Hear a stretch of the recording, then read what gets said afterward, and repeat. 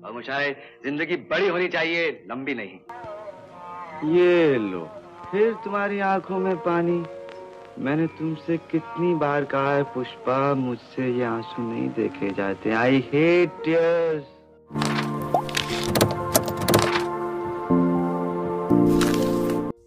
क्यों राजेश खन्ना के पीठ पीछे सेट पर होती थी उनकी बुराई? प्रेम चोपड़ा ने खोला अनसुलझा राज। राजेश खन्ना के स्टारडम की आंधी में उड़ गए थे सब दिग्गज। जानिए, बस एक ने नहीं मानी हार। जानिए कौन था वो सुपरस्टार। आनंद की तरह दो शब्द बोलकर दुनिया को अलविदा कह गए थे राजेश खन्ना। ए बाबू मशाई, अपनी जिंदगी बड़ी है लेकिन वक्त बहुत कम है, इसलिए जल्दी जल्दी जीना पड़ता है, हर काम की जल्दी। बाबू मोशाय, जी हाँ, बाबू मोशाय के खुलासे ने कर दिया था भावुक। दोस्तों, पूरी कहानी सुनने के लिए बने रहें इस वीडियो के अंत तक। और दोस्तों, मैं हूं आपका दोस्त सुधानंदन, और अगर आपने अभी तक मेरा चैनल लाइक और सब्सक्राइब नहीं किया है तो सबसे पहले लाइक और सब्सक्राइब कर लें। इससे पहले कि मैं आगे कहानी शुरू करूं, आप कमेंट्स करना ना भूलिएगा। तो दोस्तों, आइए शुरू करते हैं आज की इस कहानी को। अपने ये रोटी कहाँ ले जा रहे हो? ऊपर ऊपर? अरे भाई, अगर वहां भी रोटी नसीब न हुई तो?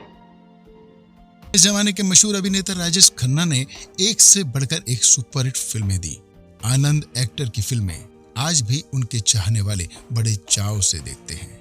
हिंदी सिनेमा के पहले सुपरस्टार। वैसे तो उनके लाखों चाहने वाले थे, लेकिन जब वो सेट पर नहीं होते थे तो अक्सर लोग उनकी बुराई किया करते थे। ऐसा क्यों था?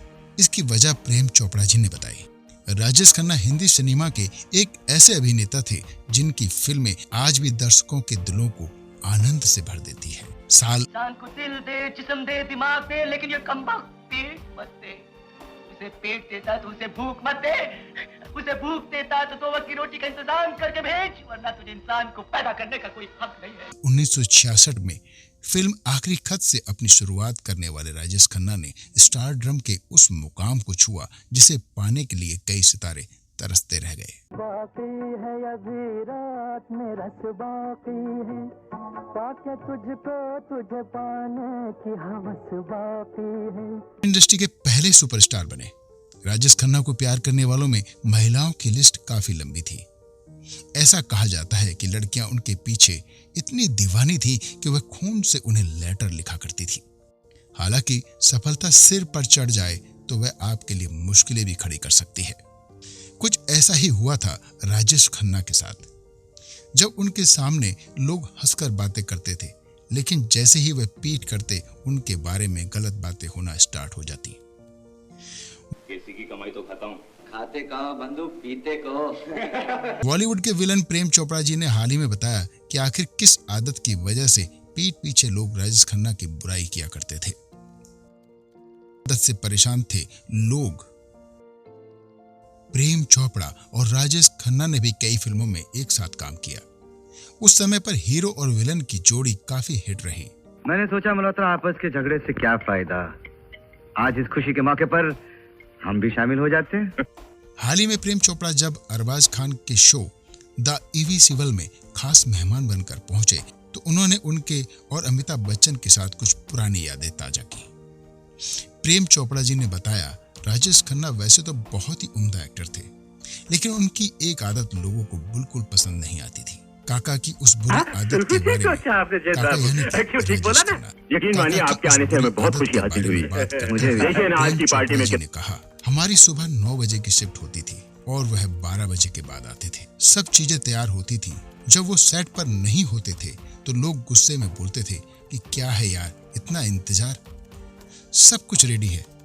जैसे ही वे आते तो सब मुस्कुरा कर कहते, राजेश साहब आइए आइए। वह काका को पूछते थे कि लंच के बाद काम करें। काका बोलते थे अब कर लो, तो उनके सामने अच्छे बनते थे, लेकिन पीठ पीछे परेशान होकर उनकी बुराई करते थे। हीरोइन से पहले राजेश खन्ना संग होती थी प्रेम चोपड़ा की कास्टिंग। इस बातचीत में प्रेम चोपड़ा ने यह भी बताया कि राजेश खन्ना की किसी भी फिल्म में हीरोइन की कास्टिंग बाद में होती थी, उससे पहले लोग फिल्म में यह विलन है या नहीं यह पूछते थे। प्रेम चोपड़ा ने कहा, पी सांबर ने मुझे बताया था कि डिस्ट्रीब्यूटर आए थे, उन्होंने उन्हें बताया कि वह फिल्म में राजेश खन्ना को ले रहे हैं।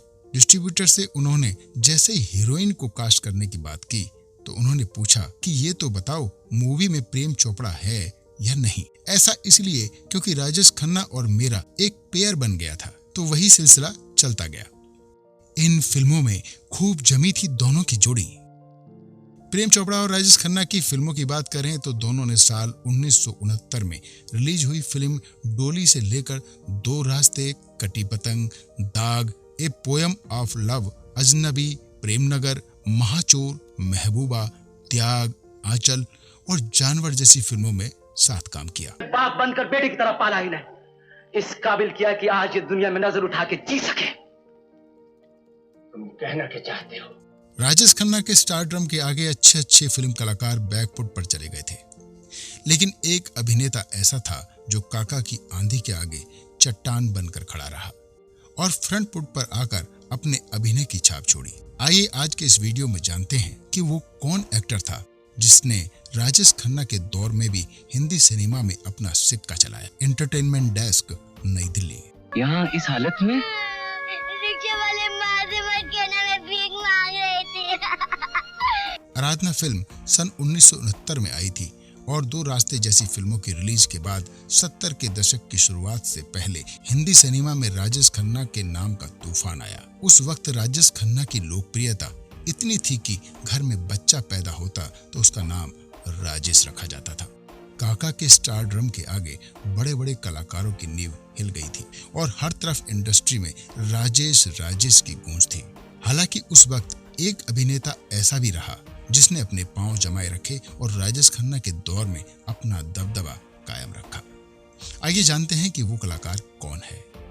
साल 1969 में हिंदी सिनेमा में राजेश खन्ना के दौर का आगाज हुआ। पहले आराधना और फिर दो रास्ते जैसी सफल फिल्में देकर राजेश ने सुपरस्टार बनने की तरफ कदम बढ़ा दिए। इसके बाद राजेश जी के आगे उस दौर के बड़े कलाकार मनोज कुमार, राजेंद्र कुमार और सुनील दत्त जैसे कई अभिनेताओं की फिल्में सिर्फ आई और गई। हालांकि धर्मेंद्र उस दौर में एकमात्र ऐसे एक्टर रहे जिनका स्टारडम राजेश खन्ना के आगे फीका नहीं पड़ा। एक टीवी शो के दौरान फिल्म के लेखक जावेद अख्तर ने बताया था, राजेश खन्ना के स्टारडम के आगे कोई भी कलाकार टिक नहीं पा रहा था। हर किसी की लोकप्रियता उनके आगे कम होने लगी थी। हालांकि धर्मेंद्र उस दौर में अकेले ऐसे कलाकार रहे जिनकी फिल्में लगातार दर्शकों को पसंद आ रही थी और सफलता का मुकाम भी छू रही थी। साल 1971 में धर्मेंद्र की फिल्म गुड्डी आई और उसने इस कदर सफलता हासिल की जिसको शब्दों में बयां नहीं किया जा सकता। हम भी जब हॉकी का मैच देखने जाते थे यही कहते थे, और जितने मैच देखे उतने प्रिंसिपल मार दिए। सही मायनों में कहा जाए तो धर्मेंद्र ही वो ऐसे अभिनेता रहे जिन्होंने स्टारडम के मामले में राजेश खन्ना को कड़ी टक्कर दी थी। राजेश खन्ना और धर्मेंद्र ने साथ साथ में की ये फिल्में। जेल से तुम्हारे एक साथी ने भेजा है, कहता था तुमसे इनाम मिलेगा। बेशक राजेश खन्ना और धर्मेंद्र को सुपरस्टार के तौर पर एक दूसरे का प्रतिद्वंदी माना जाता था, लेकिन व्यक्तिगत तौर पर इन दोनों कलाकारों ने सिल्वर स्क्रीन पर एक साथ मिलकर अभिनय के स्तर को नई ऊंचाइयों तक भी पहुंचाया। बात की जाए उन दोनों की फिल्मों के बारे में तो राजपूताना, मोहब्बत की कसम, धर्म और कानून, खामोशी, टिंकू ऐसी फिल्में रहीं जिसमें धर्मेंद्र और राजेश ने एक साथ स्क्रीन साझा की और आलम यह रहा कि उनकी फिल्मों ने दर्शकों का भरपूर मनोरंजन किया। एक थे काका और एक ही मैन। जी हाँ, राजेश खन्ना को इंडस्ट्री में काका नाम से भी जाना जाता है। पंजाबी फैमिली में राजेश का जन्म हुआ था और उसके चाचा ने उन्हें यह नाम दिया था। वह इंडस्ट्री में अपना नाम बदलकर पहचान बनाना चाहते थे। पंजाब में नौजवानों को काका बुलाया जाता है, इस वजह से उन्हें काका से भी पहचाना गया। हालांकि उनका असली नाम जतिन खन्ना था। फिल्म फूल और पत्थर ने बतौर अभिनेता धर्मेंद्र के कैरियर को नई ऊंचाइयों तक पहुंचाया। इस मूवी में उनकी दमदार पर्सनैलिटी ने हर किसी का ध्यान खींचा और उसके बाद से ही उन्हें हिंदी सिनेमा के ही मैन के नाम से भी बुलाया जाने लगा। कौन है? मैं चोर हूँ, चोरी करने आया था मगर कुछ नहीं मिला। राजेश खन्ना अपने स्टारडम के लिए हमेशा याद किए जाएंगे। लगातार हिट फिल्मों का दौर और चाहने वालों का हद से ज्यादा प्यार शायद ही किसी और स्टार को नसीब हो। कैरियर रहा हो या व्यक्तिगत जीवन, राजेश खन्ना की जिंदगी के हर हिस्से ने चर्चा बटोरी। यहाँ तक कि उनके शब्द भी किसी फिल्म के दमदार डायलॉग से कम नहीं थे। राजेश खन्ना ने भारतीय सिनेमा में एक लंबा और सफल कैरियर बिताया। उन्होंने अपने अभिनय से लोगों के दिलों में एक खास जगह बनाई थी। आराधना, आनंद, अमर प्रेम, कटी पतंग और हाथी मेरे साथी जैसे देखे होंगे, लेकिन इसमें धक्का मारने की क्या जरूरत है? ये तो मेरी शराफत की दाद दीजिए कि मैंने ये पूछना चाहा कि अगर आपकी गाड़ी खराब होगी थोड़ी मदद कर। फिल्मों में उनके शानदार अभिनय ने उन्हें बॉलीवुड का पहला सुपरस्टार बना दिया था। राजेश खन्ना की पुण्यतिथि पर पूरी फिल्म इंडस्ट्री उन्हें श्रद्धांजलि अर्पित कर रही है। 18 जुलाई 2012 को राजेश खन्ना ने इस दुनिया को अलविदा कह दिया। लेकिन उनकी एक्टिंग और चार्म की यादें आज भी लोगों के दिलों में ताजा हैं। हिंदी सिनेमा के पहले सुपरस्टार राजेश खन्ना को भारतीय सिनेमा ने बहुत कुछ दिया और बदले में उन्होंने भी इंडस्ट्री को अपना सुपरस्टार दिया। यहाँ तक कि जब काका ने अपनी अंतिम सांस ली तब भी उनके आखिरी शब्दों में फिल्म जगत के लिए प्यार ही दिखा। इसका खुलासा अमिताभ बच्चन जी ने किया था। क्या थे काका के आखिरी शब्द? अमिताभ बच्चन ने राजेश खन्ना के साथ आनंद और नमक हराम जैसी हिट फिल्मों में काम किया। मैंने तेरा नमक खाया, इसलिए तेरी नजरों में नमक हराम जरूर हूं, लेकिन जिसने ये नमक बनाया उसकी नजरों में नमक हराम नहीं हूं विकी। बस। काका के निधन के बाद अमिताभ ने बताया था कि उनके आखिरी शब्द क्या थे, जो अंतिम पलों में भी फिल्मी दुनिया के लिए काका के प्यार को दर्शाते हैं।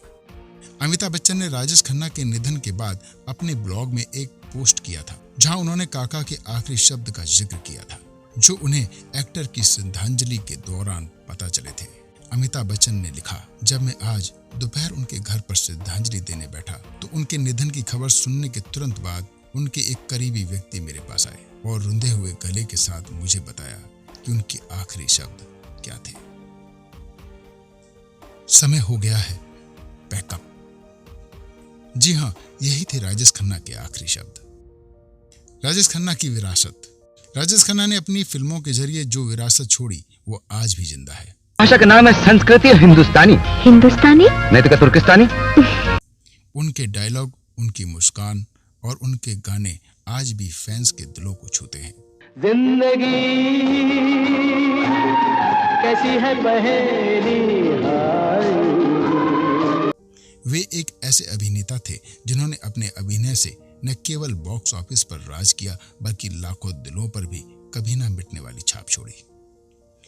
आज तक नहीं टूटा काका का यह रिकॉर्ड। राजेश खन्ना का फिल्मी कैरियर 1966 में शुरू हुआ जब उन्होंने फिल्म आखिरी खत में पहली बार एक्टिंग की थी। उनकी बेहतरीन अदाकारी और आकर्षक व्यक्तित्व ने उन्हें रातों रात स्टार बना दिया। रात में रस बाकी है, पाके तुझको तुझे पाने की हवस बाकी है। 1970 में राजेश खन्ना की फिल्मों का जादू ऐसा चला कि वे सुपरस्टार का पर्याय बन गए। इस दौरान उन्होंने लगातार 15 हिट फिल्में दी, जो एक रिकॉर्ड है और अब तक कोई दूसरा एक्टर इस रिकॉर्ड को नहीं तोड़ पाया है। उम्मीद है कि आपको यह हमारी स्टोरी जरूर पसंद आई होगी। तो अब तक आपने सब्सक्राइब एंड शेयर तो किया ही होगा और कमेंट तो बिल्कुल करना ना भूलिएगा। आपसे फिर जल्दी मुलाकात होगी आपके अपने इसी चैनल पर। तो देखते रहिए हमारा यह चैनल लेमन चूस कैंडी।